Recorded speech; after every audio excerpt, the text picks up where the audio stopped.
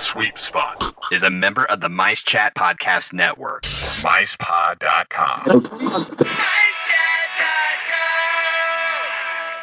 Now, the magical kingdom in a mixed up world. You're listening to episode 128 of the Sweet Spot Podcast, where former Disneyland cast members talking about Disneyland history, interviews, and more. Hope you enjoy. You're in the sweet spot, baby. You're in the sweet spot, girl. You're in the sweet spot, darling. It's a magical kingdom in a mixed up world. You're in the sweet spot, baby. You're in the sweet spot, girl. You're in the sweet spot, darling. It's a magical kingdom in a mixed up world.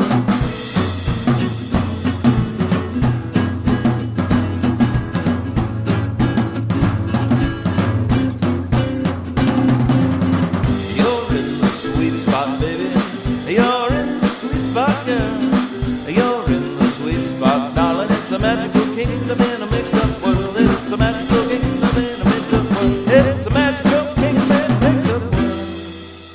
You're listening to the Sweet Spot Podcast. My name is Lynn, your host, and my co-host Ken will be joining us in a little bit. Tonight we're going to be having Skipper Kyle on, and Kyle has his own podcast called Tales from the Jungle Cruise, and that's CREWS, and it's a great podcast. He has former skippers from different time periods throughout Disneyland's history, and I think you're really going to enjoy his podcast and the conversation that we have a little bit later in our show. And he's going to also join us for the news with Tommy, and we're actually going to go and do that right now. So I hope you enjoy.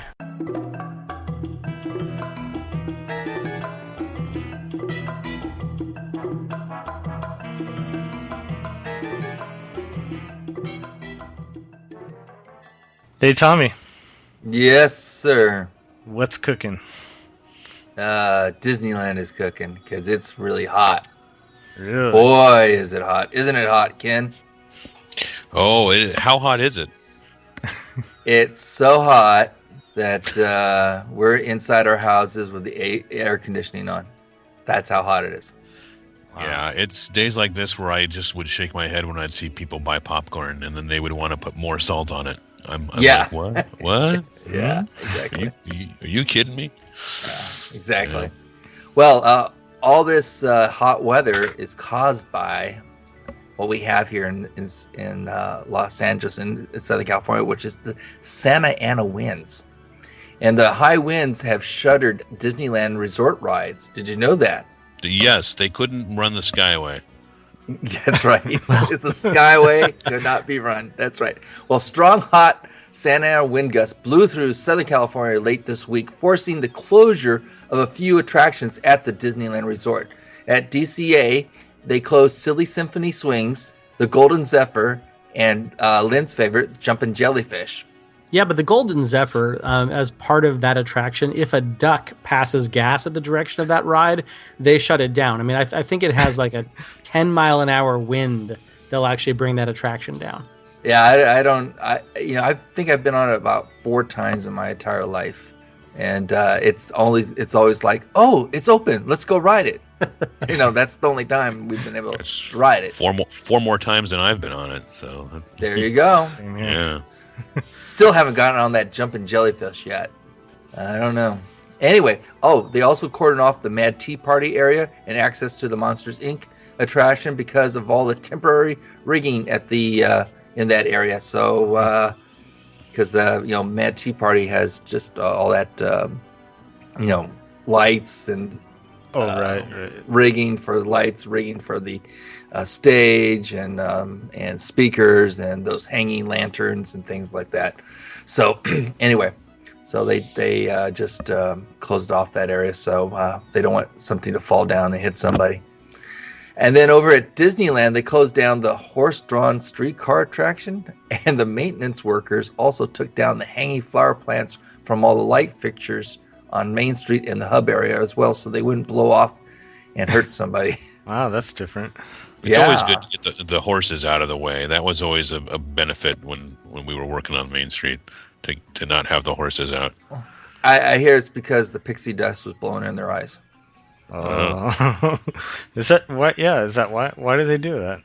Probably because the horses get distracted by the wind. Probably it's not going to allergies and stuff like that. Yeah, exactly. Too that. Yeah. Well, and horse Claritin is a little hard to get this time of year, so. And it They're on causes the Benadryl they take. the side effects of the horse Claritin. They start seeing green glowing butterflies going by. No, wait, that's Ambien. Never mind. Exactly. Anyway, so the last time my first story was about earthquakes. I know. This one is about the high winds. What's going to be next? That's going to affect Disneyland. Fire. You know? Earth, wind, It's going and to fire. be locusts. The plague of locusts. The locusts. Yeah, exactly. I'm going to report on locusts. That's right. Exactly. Well, speaking about food. In some countries, the locust, That's right. Exactly. There are some menu changes that have come to the Carnation Cafe. An old favorite is returning. Eggs Benedict on an English muffin with grilled Canadian ham, poached eggs, and hollandaise sauce with a side of the cafe's breakfast potatoes is coming back to the Carnation Cafe menu for breakfast. And then also new on the menu is the sourdough bacon cheese melt made with Angus, chuck beef, pepper jack cheese, grilled onions, hickory smoked bacon, and spicy sauce on grilled sourdough. Now that's a big bite of delicious. That last sentence was courtesy of Disney Parks blog. I think I'd make a t-shirt out of it. Now that's a big bite. Nothing like a little heartburn. Yes, exactly. And then for the total indulgence, we'll end with one of the new ice cream floats made with Barks, root beer, or Coca-Cola or Fanta Orange. And these are replacing the peanut butter and jelly sodas and chocolate cherry Cokes. Oh, no, not the PB&J. Did you ever try that? It's awful. I try to avoid eating at the parks. See, and I've got to say, I've actually been boycotting the ice cream side of that because ever since they took Walt's Fantasia ice cream out of the lineup, I've been boycotting as a political message that they need to bring that back. Yeah. See what it's done? Nothing's changed. Nothing. Not a thing has changed. The Fantasia ice cream was so much better than the Black Cauldron ice cream. Yeah. Well, Fantasia was basically like Spumoni, but it was banana, cherry, and pistachio. And it was you guys know the history of that. It was actually Walt's invention and his concoction that he had the ice cream company make for him. Really? I didn't know that. Cool. And now it's gone forever. Yeah. It's a memory in our taste buds. And coming over to DCA, Doc McStuffins is ready to give you a checkup at DCA. You know who Dr. McStuffins is, don't you, Ken? I sure do, because I've got a kid who's 4.5 and another kid who's 6.5. And thanks to Doc McStuffins, I get regular checkups from my kids. I bet you do. And Doc McStuffins is making special appearances at Disney California Adventure Park for a limited time, beginning May 5th and continuing to the end of July. And you will be able to meet her at the Hollywood Land near Disney Junior live on stage. And since debuting in 2012, Doc McStuffins has been one of the most popular television shows on Disney Junior. Doc is a nurturing 6-year-old girl who can talk to the stuffed animals and toys she cares for in her playhouse clinic, diagnosing their ouchies with help from her mom, a real doctor, and her big book of boo-boos. The acclaimed Emmy-nominated series airs daily on the Disney Channel and Disney Junior. And if you have a little one in your family who would love to meet Doc McStuffins, you'll want to head out to Disney California Adventure Park this summer. And soon you will be singing, Ken? I feel better, so much better. Thank you, Ken. Yeah, and if you want to meet her assistant, the hippo, just come over to the Jungle Cruise and just point at the hippos and tell your kids that's her hippo sidekick. Okay. Yeah. I can't wait for the Affordable Care Act episode of Doc McStuffins. That would be good. Anyway, Disneyland Resort promotes Earth Month. Did you know it? You know it was Earth Month last month. Mm-hmm. All right. What planet are we going to be living on next month? I don't know. Well, Earth Month, this month, which was Earth Month, actually April, Disneyland Resort and its cast members have been out in the community celebrating Earth Month at Museo's Trash Artist Challenge and Expo that the Disneyland Resort sponsored in Anaheim. Cast members demonstrated waste reduction techniques and helped choose a winner of the art contest that encouraged people to turn trash into art. Now, I took this from the Disney Parks blog, and I'll put a link in the show notes. And what they did is they took stuff. One of the things you could see, they took bubble wrap and they made a Olaf out of it, out of bubble wrap. That's art, you know. There you go. So that's recycling your art. Anyway, Disney volunteers also helped restore a natural habitat at the Heritage Museum of Orange County by planting 50 native trees and plants, and at the Children's Water Education Festival that the Disneyland Resort sponsored at the University of California, Irvine. More than 200 Disney volunteers helped 7,000 3rd, 4th, 5th graders in Orange County learn about ways to help conserve the local water supply. And don't drink it. That'll keep it around. That's right. The Boys and Girls Club from Orange County were hosted for private screenings of Disney Nature's Bears at the downtown Disney District, and 3rd graders at Orange Grove Elementary in Anaheim were read environmental stories by the Disneyland Resort Diversity Resource Group, OLA. Hola. Did you know that they have a diversity group named OLA? No. I did not until now, but I'm not surprised. There you go. And more interesting things from the Disney Parks blog. I'm telling you, they now have DIY projects. Yes. Do you know what DIY is, Lynn? Mess it up yourself before you call somebody over to fix it. I don't know. Are they encouraging people to build their own theme parks in their backyard? Because that doesn't sound like a do-it-yourself project that they really should be pushing. Yeah, that's right. That's right, Kyle. DIY is do it yourself. Oh. That's what it stands for. DIY, do it yourself project. And so Aaron Glover from Disney Parks blog has some ideas, a way to take your old park guides and the maps and everything like that you get from the park, and you can make magnets from them. Huh. And it's actually a cool idea. So I put a link in the show notes and check it out. It's pretty interesting. Cool. And then I got some bits and pieces here for you. Mouse Info reports that Disneyland is getting a Frozen pre-parade this summer before Soundsational rolls out. Inside the Magic reports that the hashtag DisneySide promotion has been massive.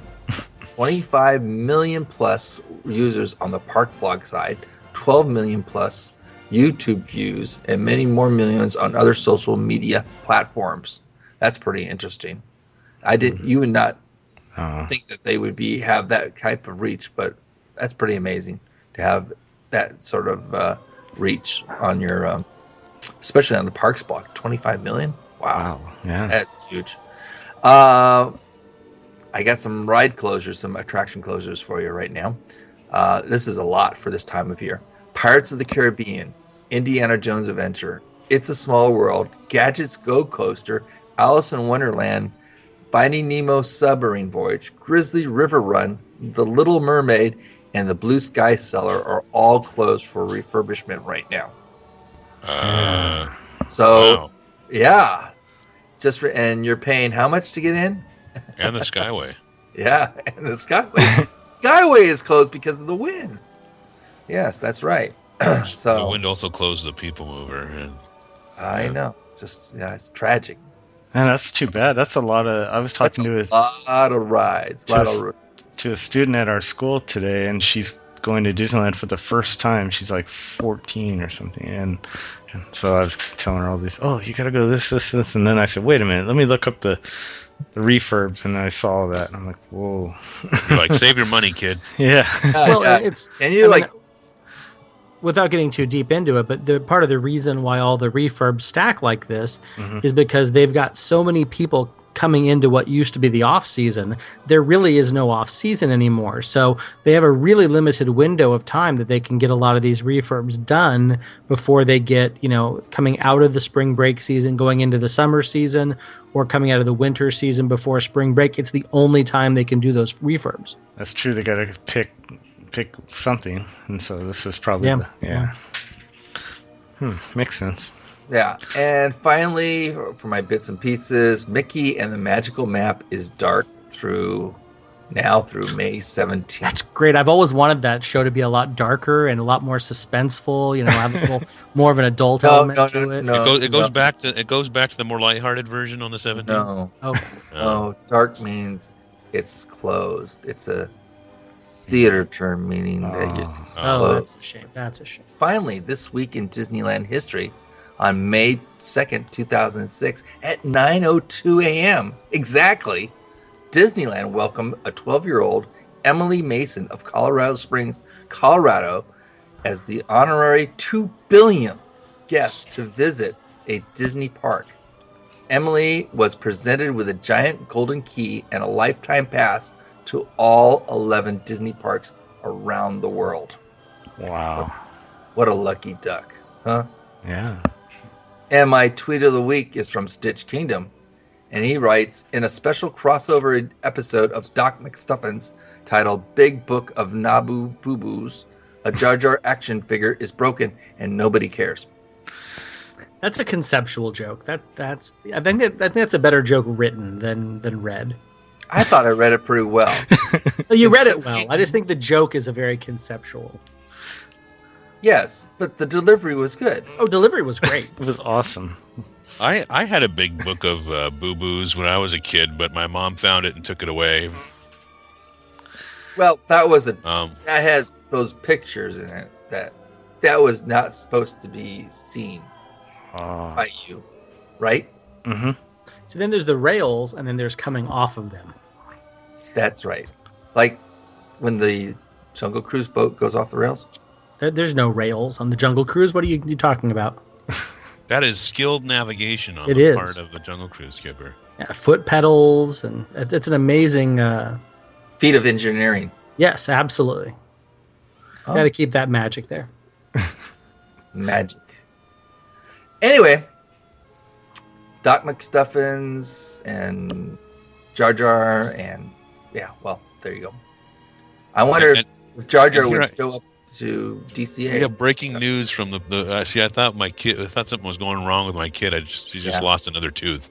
Breaking news from the this is something Doc McStuffins can look into. My kid just lost another tooth. That's what I was hearing. Excited squeals, not whines. I thought some kid was whining about staying in bed or something. Okay. Breaking news: Doc McStuffins reports another tooth out. So great. There you go. And Lynn, that is the Disneyland Resort news with me, Tommy. Thank you. There you go. Have a good one. You too. Thanks. The Jungle River Cruise, what many consider to be Disneyland's finest achievement. It compacts into a 10-minute experience the highlights, the mystique, and the excitement of a true-to-life adventure that could only be duplicated through weeks and months spent in the great outdoors. Covering the Jungle Cruise's 5-acre waterways in sturdy boats, guests place themselves in the trusted hands of outspoken guides as they creep down rivers rarely traveled by the civilized world. Here one encounters rich, mist-filled rainforests, crocodile-infested areas, pools filled with bathing pachyderms, the thundering Albert Schweitzer Falls, lion-filled grasslands, boat-charging hippos that are promptly shot at by your guide, and the rapids of Kilimanjaro. Of course, we don't want to spoil your fun by telling you everything you're about to experience. Besides, we think you'll find that your trusted guide will leave few things to your imagination. Okay, well, this week we're going to welcome back a guest we had on, maybe a year and a half ago, something like that. Right in that ballpark. Yeah. Welcome back, Skipper Kyle. Hey, guys. Thank you very much. I had such a good time the last time that I had to come back and see how you're all doing. Kyle, you were a Jungle Cruise skipper. I guess you still are a skipper, right? Yeah, there are no ex-skippers. There's just people who are in recovery from that lifestyle. We say that the Jungle River gets in people's blood, and there's no amount of transfusion that can get it out. So Makes sense to me. Cool. So So it's a kind of jungle fever then. Huh? it is kind of a jungle fever. I'll give the nutshell. I actually opened up California Adventure at Maliboomer and the Orange Stinger, 2 rides that are no longer there. Jumped over to Disneyland in 2003, worked on and off there until 2008, and knew about 9 different attractions and business areas. Cool. So you were there when Ken and I were there. Yeah. So there's the short, 10-second. That's fine. That's all we need. Yep. So I believe your podcast is Tales from the Jungle Cruise, CREWS. Yeah, we do that for legal reasons, which is interesting because I understand Disney has lawyers. It's a strange species that hides out in the jungle and tries to ambush skippers. So try to avoid them as much as possible. I like it. It makes sense too. Yeah. And your podcast, how long have you been going now with it? We're in our 3rd year. We have had over 75 episodes, had about 80 different Jungle Cruise skippers, all the way from people who worked during 1975, all the way up to skippers who have worked through 2010. So we've had a really big diversity of people who've worked at the resort and have had a lot of different roles, even outside of working at the Jungle Cruise. Yeah, I've enjoyed, I listened to all your episodes, and I've enjoyed hearing about the differences, that even just that one attraction, you talked about the women being able to be skippers, and just obviously, that's a bit of a... And some people in your audience may not know that prior to 1995, it was a boys' club. There were only men on the Jungle Cruise from the park open for the first 40 years. It's crazy that it went that long. I remember that. And Storybook Land was female only. Yeah, Storybook integrated and added guys a lot earlier than Jungle did, add girls. So. And I remember when the first woman started working on the canoes. Mm-hmm. Yeah, canoes were one that was very... canoes and keel boats were also all male for a long time. I imagine most of the rivers of America was probably, right? Yeah. Like Mark Twain. Yeah, and by the way, they couldn't run the keel boats the other day because it was too windy. Oh, darn. So yeah, I want to talk a little bit about the podcast and some of the things that you've learned over the years. Talking to different people from different generations, different time periods of the part of the resort, of the Jungle Cruise mainly. Mm-hmm. Well, obviously, most of the people who work there, like anyone in the attractions pool, tended to work in a lot of different areas of the park. And there were times where you'd have knowledge at the Subs, Jungle Cruise, Haunted Mansion, and the Matterhorn. And there were people who'd been there to that point, and they had different knowledges in different areas. Recently, the last decade or so, they've really tied it down so you work in one land only. So you'd either be in New Orleans and Critter Country, or Adventure Frontierland, or Tomorrowland, or Fantasyland and Toontown. They had like a west, didn't they used to have like that's what you're talking about, like the West Side attractions, and then and at one point they had West Side attractions, which actually was everything. New Orleans, Bear Country back when it was Bear Country. Right. Adventure Frontier was one business unit, and then that split into 2, partially because the park was open so many more hours that they had a deeper labor pool, so the management had to supervise a lot more people. Oh, okay. And at one point, wasn't Jungle Cruise part of something called Narrations Attractions? Yeah, we go over that quite a bit. Actually, our last episode that just went up, we had a real key person who was in the middle of the Narrations thing, Jesse Banda, who was right there when Narrations was happening in that 94 to 96 period. And Narrations, the concept was actually really cool, where the Jungle Cruise skippers would actually develop a character and have unique props to that character. So you might be a butterfly collector. So you might have butterflies pinned to your jacket and one to your hat. It was a really great concept that just was unmanageable with the number of people who knew the ride. Oh, okay. I think I remember seeing in break room, seeing different. I'm wondering what that was. Okay, makes sense. Well, and narrations, I mean, the concept is interesting because there's a lot of misconceptions about the Jungle Cruise. People think that it's part of the entertainment department because people are telling jokes and they're, kind of doing a shtick. But there's really not training the way that you would if you were doing a show like, Mickey and the Magical Map or, some of the other like parades or things like that. It's trained really internally within the ride itself by the other skippers and by the trainers. So there's not an entertainment focus the way that a lot of people perceive it to be. What things, you've interviewed, you said you've had close to, 80. Yeah, 80 different casts. But a lot of times we have 2 or 3 people on the show at a time. So. Right. I like the episodes before this last one where you had, I think, where were you at? We were like at a party or something? Yeah, we were in one of the canyons down in Orange County, in back of Irvine. I can't remember the name of the canyon. I used to zero womp rats in my T16 down there, but I can't remember the name of the canyon. That's a Star Wars joke, by the way. I think I went by there to pick up some power converters, but I'm not sure. Actually, one of the guys who had been there during the 80s had about 30 Jungle Cruise skippers over to his house for a big yearly party. And I got to go over and interview about 9 or 10 different people for the show. And it was really amazing because there was a guy who was a silver medalist in the 84 Olympics. Wow. Who worked at the Jungle Cruise. There are a number of people who are still working at the resort today who were there during the 84 season. So, yeah, it's really interesting that 30 years later, some of the people have become big shots in video production with the resort. A lot of people have stayed on, it's always amazing when you have that length of time. I always say, you just mentioned that you guys had a gathering of former skippers or resort cast members, and I think that's cool because what other job would you do something like that? You know what I mean? Hey, the former baggers from Lucky's, or and it really Jungle Cruise in particular was kind of a fraternity, even with the girls involved. It was definitely a group where there was a lot of camaraderie. People would hang out outside the work environment. There was a bigger thing that I taped at last October where there was over 120 ex-cast members from what was called Department 951, which was the attraction's West Side group. And we sat down and recorded with probably a dozen people, had a really crazy couple of fun episodes where we really, got into what the things were that were happening around that time at the resort. And it's interesting because we hear a lot of the same things from people over the time, and we hear that there were really a lot of changes coming through the 60s and 70s and 80s. So yeah, we hear a lot of similar things and a lot of very diverse stories. Yeah. So what are some of the similar things that you hear? I mean, you don't have to go into detail, but.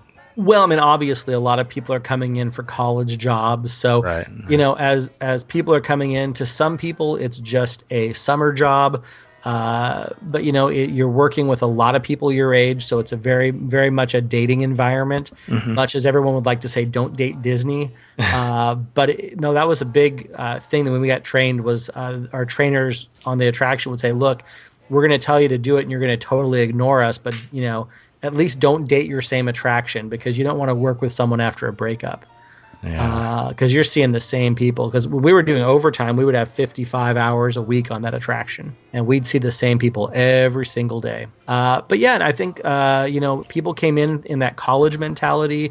A lot of people didn't really know what they wanted to do with their lives. They were kind of, using it as a summer job. And a lot of people, it turned into longer careers, or it was at least very formative to who they would become later on in their life. Yeah, like you said, some people maybe stayed longer than they expected or wanted to. But It's really hard to. I don't think if I had made the decision to move, I probably would still be there today. I plan on going back when I retire. When I hit 60, 65, I'm just going to go work for the heck of it. I loved the atmosphere and I loved the people I was working with. I came into it a little later. I was 30 when I hired on. So I wasn't part of the party atmosphere with all the, 19, 20, 21-year-old, kids who are working the ride. But I get to see that and kind of be a voice of maturity, supposedly. At least I told them that. Imagine handing those kids that those guns. Well, All yeah, that, all that authority to shoot, shoot those animals. Yeah, well, actually warn them off. For 6 years, the guns were actually gone during the early aughts, during the like 2002 to 2005, I think it was. The guns actually were gone because they had some complaints, and there were a lot of. I don't think that Disney's ever had a definitive reason for it.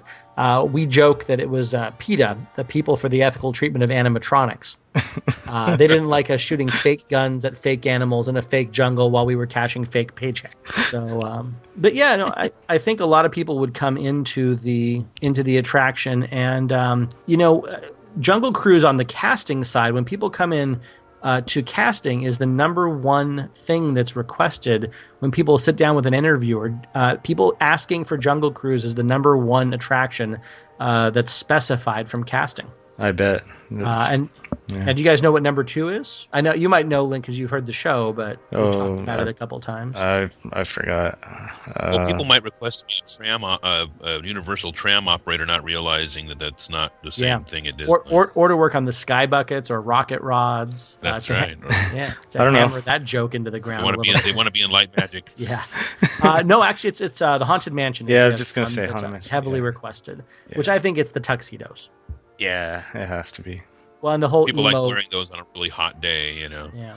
What's the whole emo goth Jack Skellington popularity that's come up lately? I think has got some people who are really into that kind of a vibe and that kind of a concept. But Jungle has has a real mystique to it, and it was really a bad boys club even from the 60s when it was an all guys club. And the girls who were working at guest relations or storybook. I've heard over and over that they would come and hang out in the docks and ride the boats just to try to find out which guys were the cutest guys. And Jungle had the reputation as being where all the great guys hung out at the resort. Yeah, I can see that. I mean, well, Golden Horseshoe had the reputation of some of the most attractive women. But how does Jungle Cruise? How does that camaraderie compare to? You've probably talked with guys who are members of the Order of the Red Handkerchief. Oh yeah, for Big Thunder. Yeah. Thunder? Yeah. No, I think there is. There's a lot of crossing over in those streams. It's a lot of the same kind of people because that was an attraction that would be in the rotation. So a lot of people ended up working Thunder as their second attraction after coming out of Jungle. I think that the only other group that I've heard that has quite as regular as the steam trains. There's a lot of people who worked on the steam trains back when it was an outside company. Even who still get together on a regular basis and still get together when they have the train days up in Glendale or Burbank, wherever they have the trains at. So we had one of our former cast members from custodial, maybe from the busing side, ended up working on the trains. Oh, that's right. Yeah, I was gonna say we had a custodial reunion. You were there, Ken. I couldn't make it, but. There was from what I understand, there's quite a few people. We met up at at a park in Long Beach. Mm-hmm. We met the first time we met in a park. The second time we met in some sort of secret hall, undisclosed location where we would have to kill you if we told you. Yeah. That's cool. I mean, just that, like we were saying, that you can get together. Well, and even people. I mean, people traveled. The thing last October, there were people who were coming from Seattle, from Texas, from Florida.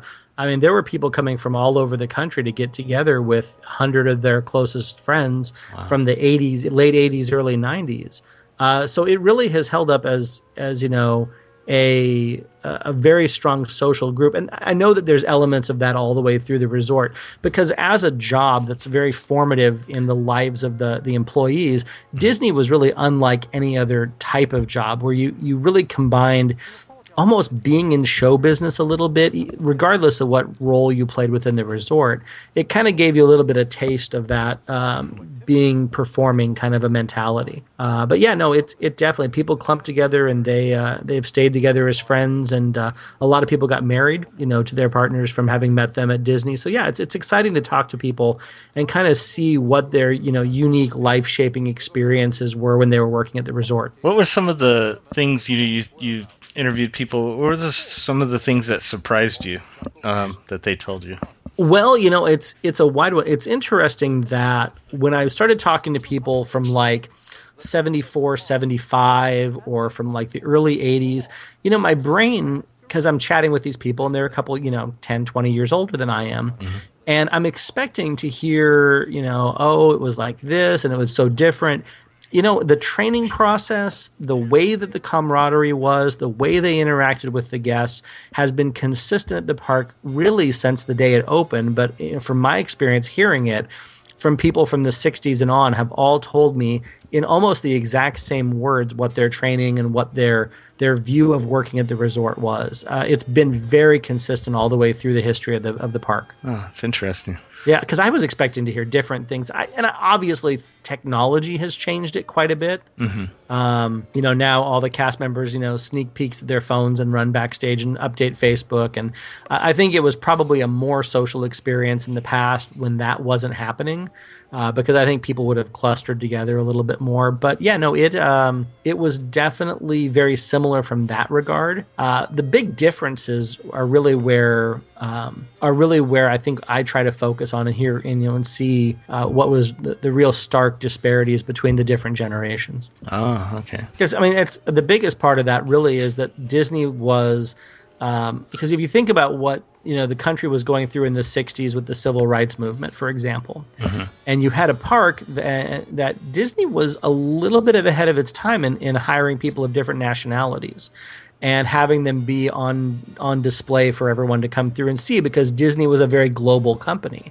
Yeah. So you would have people coming from, you know, states that maybe weren't as racially tolerant, and they would come into an environment where they would be interacting with people of all different races and creeds and you know, really getting a different experience. You know, I heard one of the things I heard consistently is people would come in with views of other races or different sexual orientations, and whatever bigotry or homophobia that they had mm-hmm. was crushed by working with people in an environment where you had to trust them and rely on them.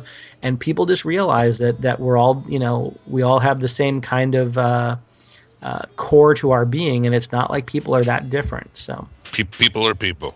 Yeah, absolutely. Yeah, I agree with. I mean, just working with different people. There's working with a whole diversity of people, because you're putting on a common show, and you might have differences with these people, maybe personality clashes or different political views or whatever, and you know, you can still get along in the sense that you're working towards a common goal. Well, I mean, just imagine someone who, and this is kind of paraphrasing a story that I heard, but you've got someone who comes in from the middle of Oklahoma and is coming out here to go to school and gets a summer job at Disney and is working side by side with the first African American he's ever met as a person. Mm-hmm. And all of his family's prejudices, and I'm not specifying a particular state, it's just the time. Yeah. But all of his family's prejudices and the things that were coming out of what his faith had told him and all of that totally got blown out of the water by how cool this guy was that he got to work with. And it changed the entire perspective of these people who were working in this environment. You know, and it was tough. It was not always an equal party for women who were working at the resort. And they weren't in leadership roles the way that they are today. You had a very difficult time because you had the Vietnam War and the drafts. And you had a lot of young people who would normally have been working at the resort who ended up going to war. So yeah, there's a lot of like cultural things that kind of became, you know, condensed down to a stronger form at the resort, and it became, and it wasn't even a resort, it was just Disneyland. Yeah. But it became something that became very much a leader in the way that we looked at racial and sexual and you know, LGBT emergence in society, things like that, very much got shown off at Disneyland to a lot of people internationally before it was really being accepted in the United States. Yeah, I think it's a good idea even if you worked there just during your college years, just for the experience of working with others from all different, I've learned so much just by doing that, you know, that I can apply to, and you can apply to any job or any part of your life, you know. Well, and, you know, 2 points on that. One is that I've said for, you know, the whole length of the podcast is that if you're a kid coming out of high school and you don't know what you want to do with your life in college, go work at Disneyland for a year, because you're going to work for a corporation. You're going to have a different kind of working experience. It's going to prepare you for the business world. It's going to expose you to people from every corner of the world that you're going to interact with as guests.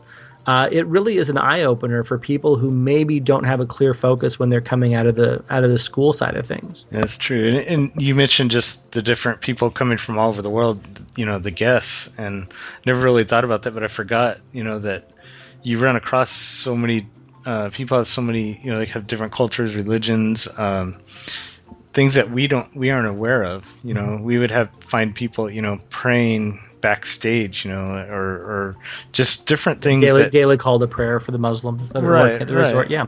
And that was something that as that acceptance came in, the resort had to make modifications to really work with that and take a look at it. I remember I was working at Indiana Jones, and there was an Indian yogi who came through, who was considered such a holy man in his culture that they actually put a small rug underneath him when he sat on the ride, because he was considered so holy that he would never sit in the same seat as any other person. And I ended up talking with him and his entourage through a translator. The coolest guy ever. He had the best view of the world. He was just so happy, and he's riding Disney rides like he's a 7-year-old and having the greatest time because he'd never even known that this was something that was out there. So yeah, it's really it's a place where we joke about, or we say that magic happens, and we use that phrase in a really trite way, but it is a place where really magical and amazing things happen to people that are open enough to have them happen. That's right. I was going to say something, but it wouldn't have been appropriate. But I guess I'll say it. So we were talking about the different changes and cultures, and even in the restroom, you would notice that because we clean the restrooms. There was a man going number 2 on a urinal. So Well, yeah, culturally, a lot of people don't know what you have a lot of different food things, and the people who work there, and I'll give this, whether it's custodial or food, the amount of preparation that has to be given to anyone who works at the resort to work with people of different cultures, and if you don't know where to refer that to and how to handle it, and to make those people feel welcome, and ultimately to take their money and have them support the Disneyland. So yeah. I think Disneyland goes above and beyond that, to make people feel comfortable. I want to kind of get to a question here I think that probably a lot of listeners would like to hear, and that's some of the stories that you've heard over the years talking to some of the different skippers. And, of course, there's a lot. I bet that you've heard a lot of the same, like, pranks or jokes or things throughout. And it's funny because everyone always thinks they invented it. Right. That's what it's like that, I think, with a lot of places. But what were some of the stories that stuck out to you that you was like, wow, never thought of that or never heard that? I think one of the more interesting ones that I actually just thought it was a one-time occurrence, but it's happened a number of times. In the backstage area where the boats are stored that are not currently in the rotation, there's an inflow channel that leads up to Sweitzer Falls. Sorry to spoil the magic. Sweitzer Falls is not a natural waterfall. I hope no one's confused about it. I know backside of water. Now we got to put a spoiler on this thing. We should put spoilers on the back of the boat. That would perform so much better if that was. It would just get some good drag there. But in that back area, they had an issue where people who were working at the restaurants on Main Street took their mop water with all the soap and they dumped it in the water that's back there that the boats are in, not knowing that recirculates through pumps, goes up to the top of Sweitzer Falls and drops off, and all of that soap becomes bubbles. Ugh. And there were bubbles waist high to the middle of the boats, 4 feet up within the space of 20 minutes. And they had to close the ride down. And this has happened a number of times where, there's a contaminant that gets in the water back there and it just causes these bubbles. But I've heard that from people from the 70s, 80s, 90s, and in modern day. Everyone tells the story as almost like a little bit of folklore that it happened when they were there, and it was the first time ever. But it's happened kind of continuously as it goes on. And I can't imagine bringing my boat around the corner and running into a wall of foam. That's funny that you said that because I worked at the Plaza Pavilion when it, it was a restaurant in the early 90s. And I remember them telling us, just dump the bucket, the mop bucket into the, right, because it's the backstage, it's right there, the backstage for That's funny you say that. Cause welcome, all the foams there. Welcome to the jungle rave, everyone. Yeah, so I was one of those people that contributed. So there's that one. That's kind of one that we've heard. We hear a lot of things about, people falling in the river. I think one of the interesting stories that I just heard recently was there was a guy on his last day, and with the guns, they actually had put a restraining piece into the gun so you couldn't load a regular bullet. But it wasn't there during the 80s. And someone actually brought a live round and blew a hole in the top of one of the hippos, right into its head on his last day, and was not only escorted out, I think he was actually arrested for that. Yeah.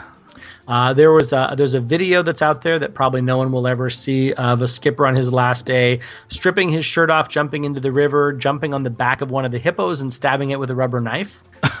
That's a fantastic one. I think the other one that I really enjoy, and it's because it's a pair of guys that I work with on the podcast side, that they've done a lot of stuff on my show and I've done stuff on their show. On Trevor's last day, Skipper Trevor, it was when the Aladdin show was happening back at the Oasis. You guys know that show? Mm-hmm. Yes. And Trevor got into an Indiana Jones outfit with the leather, jacket and the hat and the whip and the gun holster. And in the middle of the show, he runs through the mouth of the Cave of Wonders, jumps onto the stage, grabs the genie's lamp, and yells, "This belongs in a museum." Grabs the lamp and runs backstage. And there's video of that online you can actually find on YouTube. Oh, that is great. I never heard that. Well, I heard it on your show, but before that I never heard of that. No, I'll see if I can link the video over. There's some really good stuff that those guys have done, and they're wrapping up their podcast. They're coming up to episode 100, so they're actually going to sign off with the 100th episode after almost 3 years of doing their podcast as well. Anything else that you can think of? There's so many. I mean, when we've done 60 or 70 different hours of recording, and the thing that's tough is that a lot of the Jungle Cruise skippers did this job when they were in their 20s. And we all know that when you're 20 years old and you're surrounded by the opposite sex, you are a walking bag of hormones. Yeah. And you sometimes do really stupid things for the sake of those hormones. So we've had a lot of podcasts where we've interviewed people who are maybe younger and have a more outrageous attitude, and the episode really shows it. We've also interviewed people who are in their 60s and who look back at with a different set of eyes on it. So we have a really wide diversity. We have a few explicit tagged episodes, and we have a lot that are really good, solid interviews in history. So it's a big diversity of podcast episodes. Yeah, I had a question about do you guys ever get a chance when you were working there? Did you ever get a chance to to be up and up close with some of the animatronics and on the islands and kind of venture around? Yeah, the trainers and leads definitely did. During this is just kind of a general discussion about Disneyland. Is as we came out of the 90s and came into the situation with 9/11 and the fact that there was so much more of a lawsuit-hungry society out there, Disney tightened a lot of their rules for backstage behavior in general. And one of the things, they just really had to. So, excuse me, so there's a lot of stories that, we would hear about, they would go out to the Veldt, and they would have a giant picture of like 20 or 30 people of cast members on a day, and they would just take pictures with the animals. Things like that just don't happen anymore. And the jungle actually has some really dangerous, not animals, but insects in there. There's giant spiders. So you really don't want to be out there unless you absolutely had to. Interesting little trivia, though. I don't know if you've ever heard this. On the back of one of the giraffes, there is one of their spots, and it's not visible to guests in the boats, but one of the spots is in the shape of Elvis's head. No, I never heard that. Actually painted up, and it's the shape of Elvis's head. So, one time I went on stage at the Lincoln show and I checked out which books were up there on stage. Mm-hmm. It was like a bit of trivia that nobody would really know unless they had the ability to actually go up and read the spine of the book. Yeah. Yeah, it's obviously with everything that happened, they revised the way they looked at security. They revised the way that that they looked at the way cast members interacted because they had to from a legal and from a safety viewpoint. You also have the story of the kid. I want to say it was late 80s, early 90s.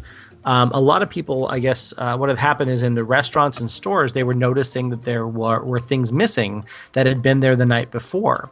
And they would find crumbs, and they thought it was like rats or raccoons or something like that.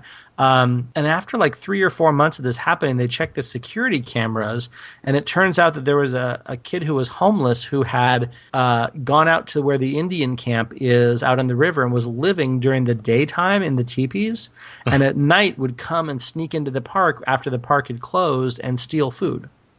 Wow. And then bring it back out. I guess it was like a few months that he was out there doing this. And obviously, with all the modern security and cameras now, that's would have been easier to catch. But at the time, it actually happened. I was going to say. Yeah. I don't know. I'll tell you. Did you know that Doritos were invented at Disneyland? No. There you go. Something you didn't know. At the Casa de Frito. They were throwing away scraps of tortillas in the preparation side, and one of the guys said to him, "Hey, it was one of the vendors. If you throw those in oil and crisp them up and toss a little seasoning on there, your guests will love it." So they started selling fried tortilla chips at Disneyland as one of the first places that did that in a commercial venue. They started putting the cheese topping on there. Mm-hmm. And the Frito-Lay company, you know what? I'll send you the link for this if you want to link it over. But Doritos actually were invented at Disneyland. There are some things you didn't know. That's right. I did not.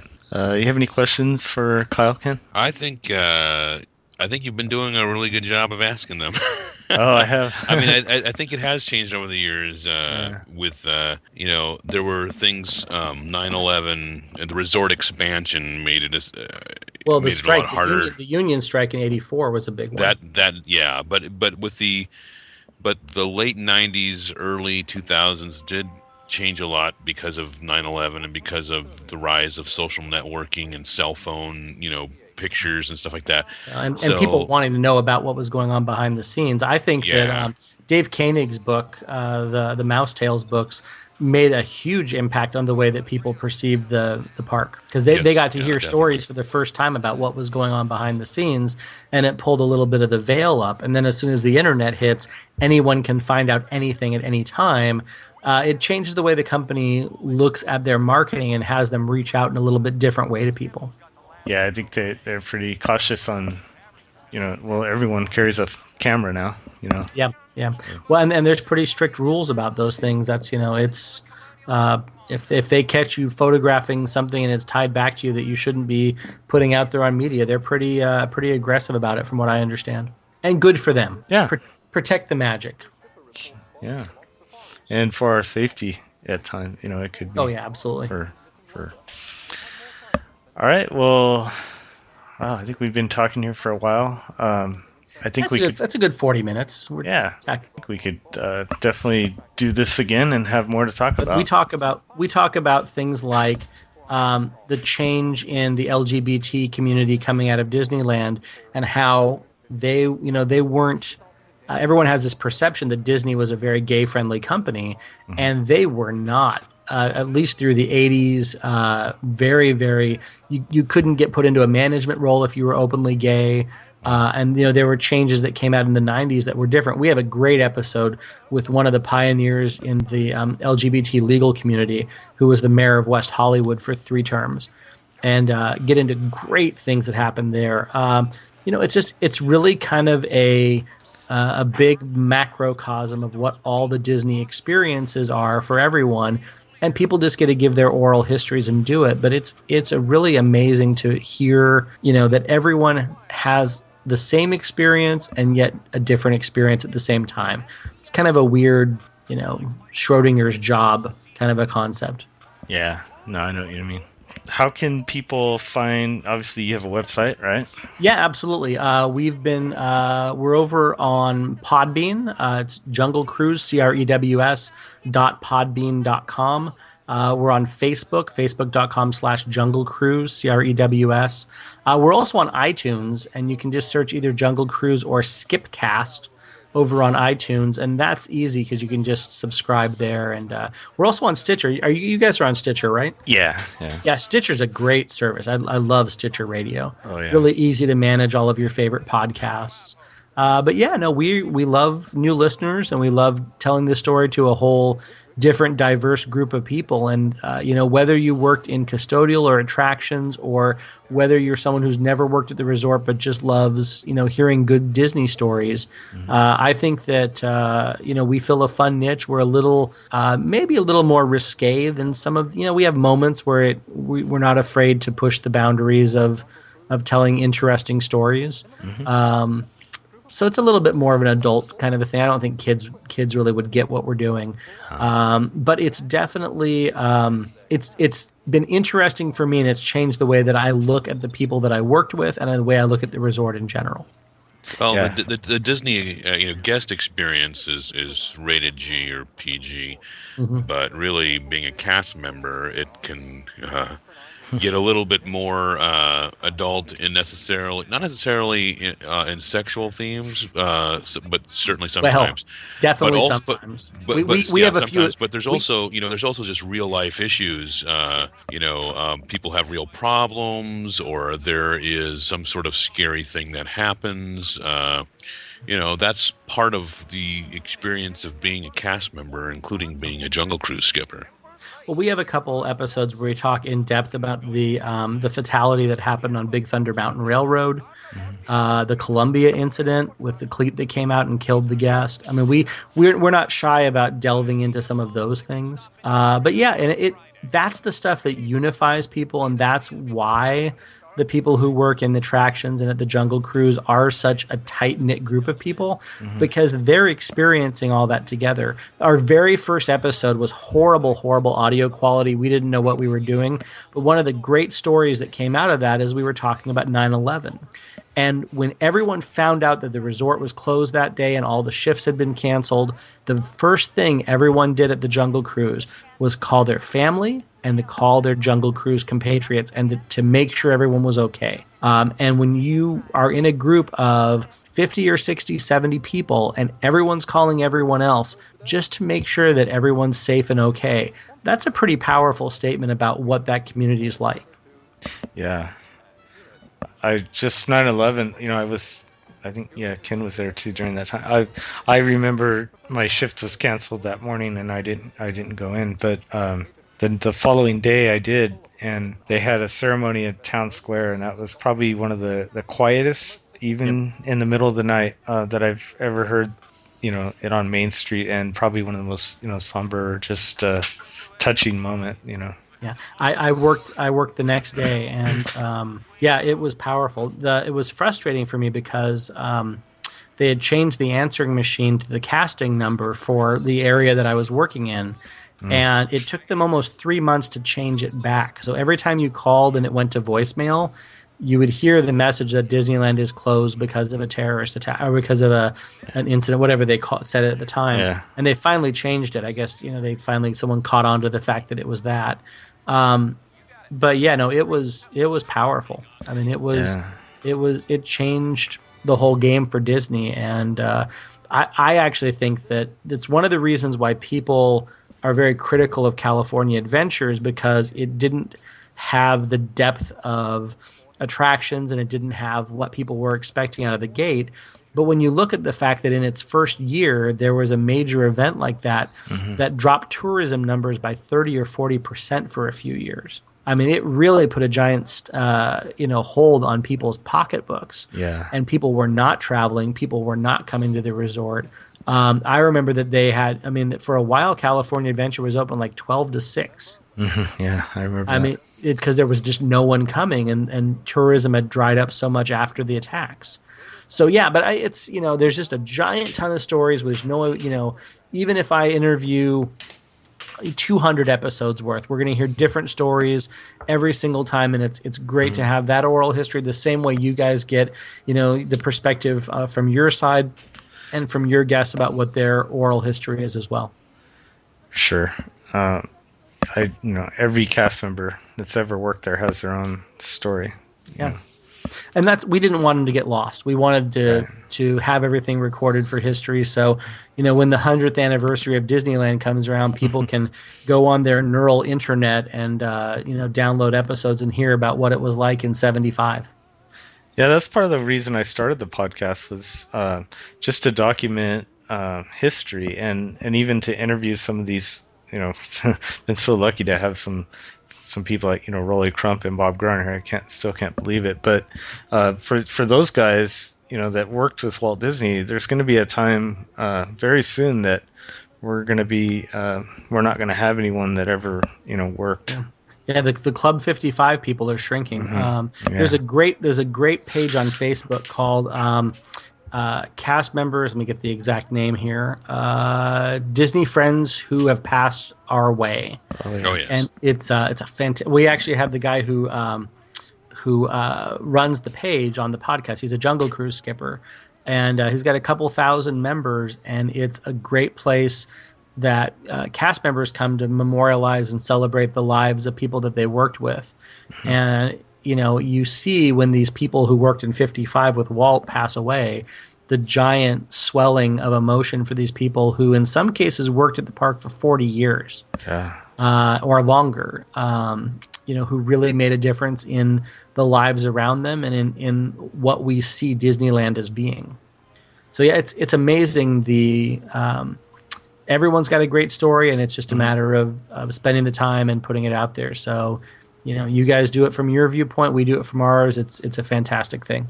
Yeah, I wish more former cast members, would do on their own departments, like Fantasyland attractions or Tomorrowland. It would be kind of interesting. But it's not Jungle Cruise, so really after that it all goes downhill. That's the only one that really matters. Yeah. I wanted to ask you about that. You said that you've had skippers on from 1975. Is that the earliest that you've had so far? Yeah, 75 was the first person we had on, a gentleman by the name of Kevin Kavanaugh. And Kevin's episode is going to go up next Tuesday. So that would be... the 13th will be his episode. So yeah, no, he's the earliest. We have a couple people in their 60s who were there in the 60s that we're working on getting, but kind of like every layer in the strata we go back, we get connected to more people. It's kind of like podcast archaeology.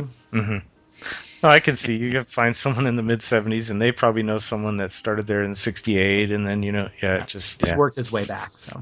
That's cool. I was wondering about that. It must be really hard. He was there during the centennial, during the 1976 bicentennial celebration. So that was a crazy time for the resort. That was one of the biggest spikes in visiting that they had for a long time because of the celebrations on the country's anniversary. Oh, I believe it. I remember the parade. The whole bicentennial celebration was quite interesting, considering that they still wanted everybody to stay in the claw. Oh wait, no, it's nothing. Bicentennial. Oh, never mind. I was confusing it for another word. So yeah, eventually, I think, like you said, you're going to get back to. And I'm just curious if you even know this answer. When did the Jungle Cruise didn't start off as more comical? No, it actually was a straight interpretation of the Walt Disney adventure films that were being filmed, of the nature films. Walt was a big conservator and a big lover of nature, and what you saw were these great films where he would go to Africa, and it was the first time people would have seen an elephant in its natural environment because we didn't have the internet. We didn't have, the cameras that we have now.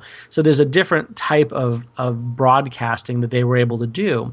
So people love the true life adventures. They would see it on The Wonderful World of Disney. And when Disneyland opened, Walt wanted something that reflected that. And his original idea was to have real animals there, but that was hugely impractical because they'd be asleep in the daytime. Yeah. So he got the great idea of using audio animatronics in the Jungle Cruise attraction to simulate these animals. And at the start, even through the first 4 or 5 years, it was a totally National Geographic level, no jokes, just giving people a tour of what this would look like if they went to, South America or Asia. And as time went on, a few jokes came in as the animals looked dated and as people got more exposure to what was out there. The humor kind of filled the gaps in between the reality and the fantasy. And as time went on, Davis, there was some expansion, right, with the Mark Davis touches that kind of added humor. Right, 64 was the first major revitalization. It was the last one that Walt was directly involved with, and that was the Velt was added, which is the scene with the lions. And the canoe, the gazelle, the gazebras, the giraffes. I love that joke, gazebras. And then the Native Uprising, which is the guys on the pole that are being chased up there by the rhinoceros. That was added 50 years ago this last summer. Wow. And then there was another expansion in the 70s, which added the apes turning over the Jeep and the ape with the box of dynamite fending it off from a crocodile. There were a few things added in the 70s. And then 95 was the biggest change when about a minute and a half of the ride was cut off to make room for the Indiana Jones adventure. And then the new boathouse was built in 95 as well. Oh, that's right. There wasn't a 2-story. Yeah. Another 2. And it's interesting because the Jungle Cruise, for some reason, 0203 started getting really popular again. And as the park got busier, we would see things like a line at the Jungle Cruise, which we didn't know what that was. And we would start to have to open up the upstairs area more often. We would have, 40-minute waits, an hour waits while all the other rides were still up. Usually we only had that if a ride was down for a reason. So yeah, Jungle Cruise really got popular, and now it's a huge anchor with tons of guests that get to go through, and it's almost always busy now. They don't have the steel drum band anymore, do they? No, the steel drum band, I want to say 03 was the last year they were there. It was a Jamaican kind of steel drum band that would sit over the top of the tropical import store. And the problem was that Adventureland is really kind of a narrow walkway. Yeah. So everyone would park their feet there, would listen to the steel drum band, and nobody could get through. It would just block up the entirety of the walkway in Adventureland. Yeah, I remember they were up by the queue too, on the boathouse. They were up there in that. Yeah, they're on the second floor of the boathouse. They were over the tropical import. Oh, okay. I forgot where tropical. They started out. Before the boathouse was built, they would play down in front of the bazaar. Yeah, they would play on the main level. In a way, I guess it doesn't really fit in with the theming either, does it? I mean, kinda. Adventure. But I mean, how they changed it with Indy. When you have Aladdin's Oasis right over there, what are you going to do? That's true. Yeah, it mixes a whole lot of things together. So, and you have the Tiki Room with Hawaii. So that's true. It's a whole bunch of strange mixture of things. Cool. All right. Well, we can keep going here, but we're gonna let you go. That's the problem. Is I've spent 3 years, and I think the only reason I keep doing it is I don't know how to stop it. I know. I don't know how to how to end it, because every time it's a new, different, better story, and then I meet someone else who has a great story. I just don't know how to stop it. So luckily, people are still working there. So in 5 or 10 years, hopefully, I'll still be doing it. Yeah, I was gonna say, if you are a skipper at Disneyland or any of the Disney parks, probably contact me or Kyle, or if you contact me, I'll put you in touch with Kyle, and I'm sure he'd love to. Yeah, we love if you were a skipper or know a skipper who wants to share their stories. That's great. The best way to keep the stories going is to just take a listen to what we're doing and pass it on to people who love Disney. It's definitely a different take on the history of the park, and you get to see a very different side of Disneyland. You need to have Weird Al Yankovic call in. Al has a definite place. Ken, let's tell the story. Al did a song called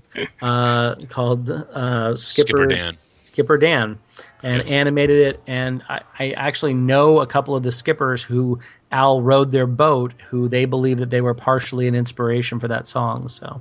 And he'll get up in the costume during his live shows, and it's an actual Jungle Cruise costume. It is an actual direct from the ride Jungle Cruise costume. It's not a fakie. It's the real one. So I think the biggest myth about the Jungle Cruise, I'll just debunk this one because I hear it all the damn time. Steve Martin was never a Jungle Cruise skipper, never. But for some reason, people keep that one floating around out there. So no, but Steve Martin did go on to direct Pixar movies. What? No, he's referring to John Lasseter. Oh yeah. At some point, I will contact the right person who knows John. I talked to his son, worked on the Jungle Cruise a couple of years ago, but John Lasseter was a Jungle Cruise skipper. Kevin Costner in '73 was a Jungle Cruise skipper. The guys behind the TV show Psych were not only Jungle Cruise skippers, but that entire TV show, all 8 seasons, is laced with references to the Jungle Cruise and the people who used to work there. Yeah, they were tied into. They did. I know they worked other West Side attractions like the canoes, and I think they had a band called the Friendly Indians, which is still performing. The Friendly Indians are still out there. So Disney tentacles stretch everywhere.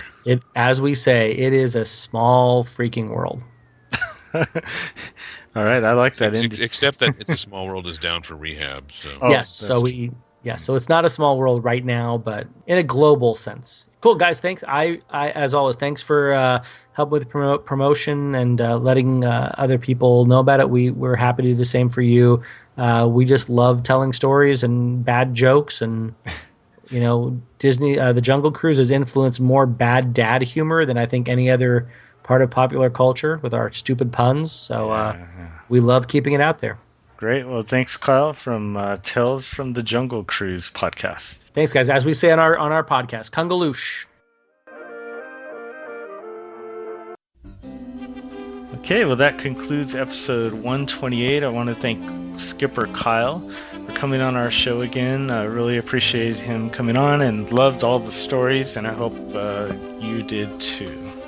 Thank you. That was really good. Yeah, I think the Jungle Cruise is an attraction that a lot of people they want to hear stories. They like the jokes. They go on the attraction. They hope for a skipper that is really funny or has some unique jokes or something different. And I think that there's a big I wouldn't say following, but a lot of people that want to hear the stories, about that. And it's such an iconic attraction. I mean, this is it would be hard to imagine Disneyland, the original Disneyland park, without it. Oh yeah, for sure. So we want to thank Kyle again. You can check out his podcast. You can go. I'm going to put links in all the in the show notes for ways that you can find Kyle and his podcast, his website, and go to iTunes. That's where you can find Kyle, but you can also find our podcast, and you can leave a review. You can leave a review, and please do leave a review, and check out some past episodes you might have missed. Yeah, there's a couple good ones, and there's just a couple. Yeah, we'll let you guys figure out which ones they are. Yeah. Go all the way back to episode 2, and you'll hear various guests and hosts. There was that time that for a while you had Jane Pauley, and then you replaced her with Deborah Norville, and then Katie Couric. I'm thinking of something else. Never mind. Yeah, you are. And if you love Ken's jokes, definitely leave a review on iTunes because we want to hear if you like. Yeah, and be pleased. It'd be good to know who does, because we can alert the authorities that you need serious help. Yeah. So go to iTunes, leave a review for us. You can go to our website and check out all the show notes and links to a lot of things that we've talked about. Thank you, Russell. And on the website, you can find where you follow us on Twitter. You can go to Facebook page, the Sweet Spot. Just search Sweet Spot and it'll come up. I think that pretty much does it. I think that'll do it. So thanks a lot for listening, and we'll talk at you next time.